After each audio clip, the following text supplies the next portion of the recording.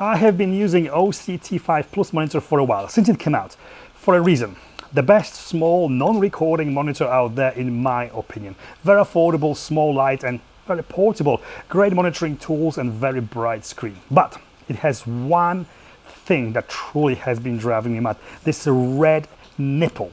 I can't tell you enough how much I'm welcoming this new monitor from Osee Lilmon 5.5-inch touchscreen, no nipples inside, and a monitor that really packs a punch. In this video, I'll show you what it does and how it does it. I'll talk about its price and value for money, and in the end, I'll hopefully help you to decide if this monitor is for you. Keep watching, don't skip, and you'll find out more about it.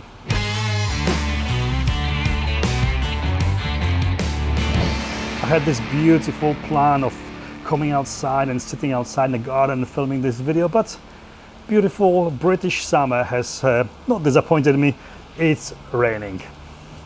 Very well built, tough plastic and very slick looking. It comes supplied with this swivel arm. I'm a big fan as it takes a second to flip it to the front of a camera if, like me, you film things and then film yourself and switch in between the two scenarios of it. There's no supply lens hood like with T5 Plus. All you get is little cleaning cloth and that's it.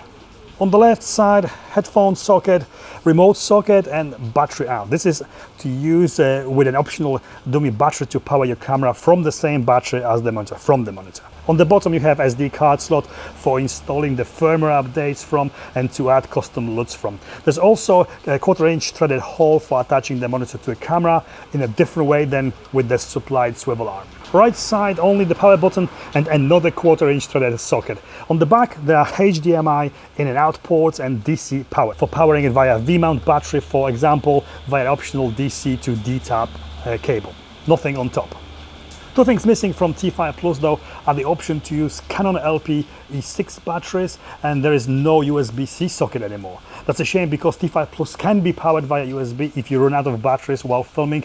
With this you can't. There's no fans built in. It is cooled just via these vents on top and bottom. No fan noise problem with it at all because there is no fans.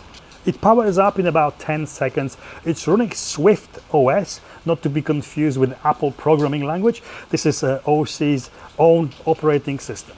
The screen is 1920 by 1080p resolution, but you can feed into it up to 4K 30p signal. This is not a problem, as with most of cameras you can change HDMI output signal to 10p if you are recording internally with 4K 60p or higher frame rates, and some cameras do it just automatically. The display is 1000 nits bright enough to be used in a daylight, in a direct sunlight outside. Just one touch of the screen and displays navigation bar. This includes monitor settings on the left and all the monitoring tools along the bottom. The monitor settings are all very self-explanatory. There's custom user LUT library. Here you can add your own monitoring LUTs from SD card. The catch is that the card has to be smaller than 16 GB and formatted to FAT32 first. You can add up to 10 of your own LUTs to this LUT library. You add custom LUTs so you can monitor what you are shooting with the same look you will be editing with, or simply to make it look normal if you are filming in log flat color profiles. The bottom monitoring tools strip can contain up to 8 tools. You can add only one if you want to, or selection of tools in any order, and you can also have up to 8 sets of up to 8 tools each time. These can be accessed in order by swiping from side to side or directly via this folder icon in the right corner. There's 15 monitoring tools available altogether, all the usuals: focus peaking, zebras, waveform, vector scopes, histogram, false color, anamorphic de-squeeze and more.